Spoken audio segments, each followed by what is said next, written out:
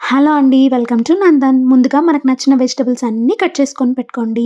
తర్వాత 3 చిల్లీస్ అలాగే కొంచెం కొబ్బెర కలిపి మిక్సీకేసి పెట్టుకోండి. మన పచ్చికారం రెడీ అయిపోతుంది. ఇవాళ వంటేంటో తెలుసా? హోమ్ మేడ్ రైస్ నూడిల్స్ అండి. మైదా పిండితో కాకుండా బియ్యం పిండితో ఎలా చేద్దామో ఒక్కసారి చూద్దాము. ఫస్ట్ ఒక పాన్ పెట్టుకోండి. అందులో నేను మెజరింగ్ గ్లాస్ అంటే నాకు రైస్ గ్లాస్ ఉంటుంది కదండీ కుక్కర్‌ది. అందులో 1 ½ గ్లాస్ వాటర్ ఏసుకున్నానండి. అది మరిగిన తర్వాత అందులో కొంచెం ఉప్పు, కొంచెం ఆయిల్ వేసి పెట్టుకుందాము.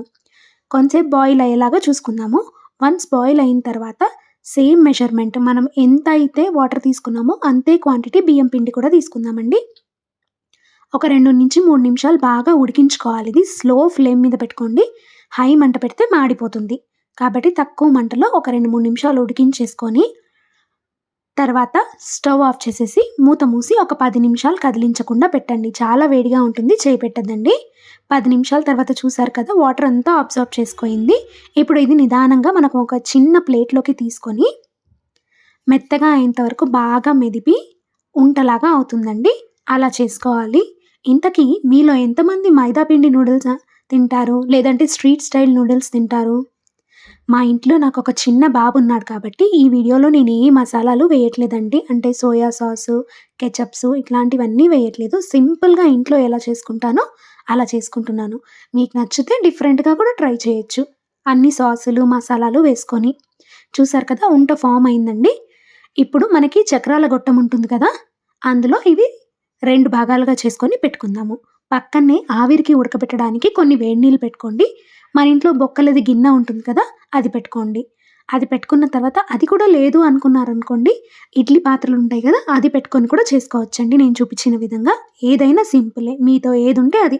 అది గూడా లేదు అనుకున్న వాళ్ళు బట్ట ఉంటుంది కదా! కొంచెం గంజి బట్ట కాటన్‌ది అది కట్టేసుకొని పెట్టుకొని చేసుకున్నా కూడా హాయిగా వస్తుందండి రెసిపీ. ఇప్పుడు చక్రాల గొట్టంలో పెట్టేద్దాము. మనం చేసుకున్న పిండినంతా. చూడండి ఎక్కడ అతుక్కోలేదండి నాకు పిండి. పిండి కాస్త ఎక్కువుంది కదండీ! కాబట్టి నేను 2 సార్లు వేసుకుంటాను. మనం ఇందాక వేడి చేసిన వాటర్ ఉన్నాయి కదా! ఒక్కసారి ఓపెన్ చేసి చూద్దామా? చూడండి వేడైపోయాయి. ఇప్పుడు నూడిల్స్ లాగా ఈ పిండిని మనము షేప్ వచ్చేలాగా చేసుకొని ఒక 10 నిమిషాలు కదిలించకుండా ఉడికించుకుందామండి. ఆవిరికి ఉడికిపోతాయన్నమాట నూడిల్స్.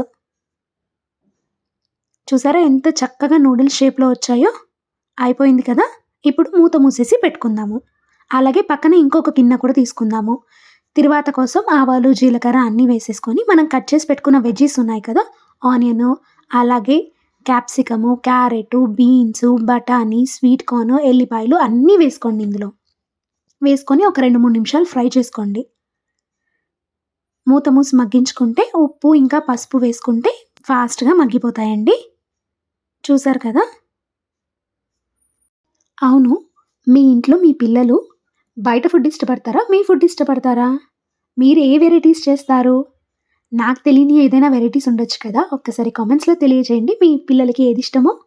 నేను కూడా ట్రై చేస్తానండి నెక్స్ట్ వీడియోస్‌లో అవి చేయడానికి. బాగా వస్తే ఖచ్చితంగా పోస్ట్ చేస్తాను. అండ్ ఎవరు కామెంట్ చేశారో కూడా చెప్తాను. ఇప్పుడు వెజిటబుల్స్ అన్నీ బాగా ఉడికిపోయాయి కదండీ! మన నూడిల్స్ కూడా ప్రిపేర్ అయిపోయాయి. స్టవ్ ఆఫ్ చేసి తీసేసుకుందామండి. నూడిల్స్ చాలా వేడిగా ఉంటాయి. నేను చలాకీతో తీసేసుకుంటే ఫాస్ట్‌గా వచ్చేసింది. ఇప్పుడు ఒక 5 నిమిషాలు అవి చల్లారేంత వరకు పక్కన పెట్టేద్దాము. మనం ఉడికించిన వెజిటబుల్స్‌లో ఇప్పుడు మనం మిక్సీకేసి పెట్టుకున్నాం కదా పచ్చికారము, అది కూడా వేసేసుకుందామండి. ఒకవేళ నాకు పచ్చికారం వద్దు అనుకున్న వాళ్ళు కారం, ఉప్పు, కొంచెం గరం మసాలా, ధనియాల పొడి వేసుకొని కూడా చేసేసుకోవచ్చు సేమ్ రెసిపీ. నేను రెండోసారి కూడా పెట్టుకున్నాను కదా! అవి కూడా ఉడికిపోయాయండి నూడిల్స్. అవి కూడా ప్లేట్‌లోకి తీసేసుకుందాము. అయిపోయింది కదా! ఆ 5 మినిట్స్ చల్లారించాను.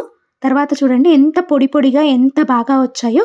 మనం మైదా పిండితో చేసుకున్నా కూడా ఇలాగే వస్తాయండి. గోధుమ పిండితో కూడా ఇలాగా వస్తాయి. ప్రొసీజర్ అయితే అంతా సేమ్ అనమాట. కాబట్టి ఇలా ఖచ్చితంగా ట్రై చేయండి. ఏ దానికైనా కూడా చాలా చాలా బాగా వస్తాయండి. విరిగిపోనే విరిగిపోవు. మన కూరగాయలన్నీ ఉడికిపోయాయి. కారం కూడా ఉడికింది కదండీ!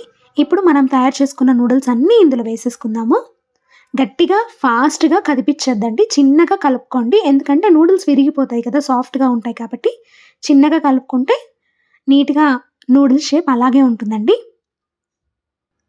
ఒక 2 నిమిషాల తర్వాత చూడండి కలిపిన తర్వాత ఎంత చక్కగా ఇంట్లో హోమ్ మేడ్ నూడిల్స్ తయారైపోయాయో. ఇందులో కావాలి అనుకున్న వాళ్ళు కొంచెం నిమ్మకాయ రసం పిండుకొని టేస్ట్ చేయండి. చాలా చాలా చాలా బాగుంటాయండి. మా బాబు కూడా తింటాడు. ఎందుకంటే నేను కారం కొంచెం తక్కువ వేస్తాను కాబట్టి. నచ్చితే తప్పకుండా ఛానల్‌ని సబ్స్క్రైబ్ చేయండి, లైక్ చేయండి. మీ విలువైన కామెంట్స్‌ని నాకు తెలియజేయండి. Thank you so much.